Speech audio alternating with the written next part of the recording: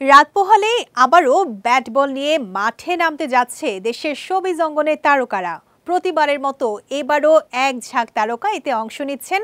তাদের একজন ইনফ্লুয়েন্সার ও মডেল শাম্মী ইসলাম নীলা। 2 বছর পর ফের মাঠে গড়ানো এই আসরটিকে সামনে রেখে শুরু হয়েছে তারকাদের প্র্যাকটিস সেশন।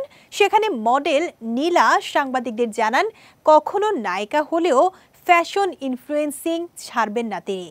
নীলা বলেন, আপাতত আমার কাছে মনে হচ্ছে ব্র্যান্ড প্রমোশন আমাকে সবথেকে বেশি সময়ের মূল্য দিতে পারছে, যেটি আমার সবসময় মেইন আর্নিং সোর্স ছিল। সেই জায়গা কখনোই ফেলতে পারবো না। আগামী দিনে যদি নায়িকাও হয়ে যায়, আড্ডা দিতে দিতে কাপড়ের লাইফ শুরু করব। এটা আসলে আমার একান্তই ভালোবাসার জায়গা। এ সময় নিজের লুকের প্রশংসাও করেন নীলা।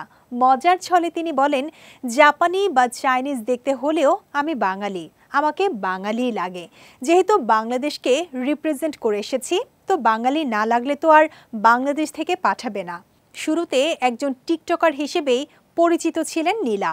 এরপর নানা রকমের পোশাক কাপড় নিয়ে কাজ শুরু করেন ফ্যাশন ইনফ্লুয়েন্সার হিসেবে। এরপর মিস ওয়ার্ল্ড বাংলাদেশ 2023-এর আসরে চ্যাম্পিয়ন হন এই মডেল। 5 মে থেকে শুরু হচ্ছে দেশের সেলিব্রিটিদের নিয়ে আয়োজিত cricket tournament celebrity champions trophy. 2023 সালে সর্বশেষ আয়োজন করা হয়েছিল এই আসরের।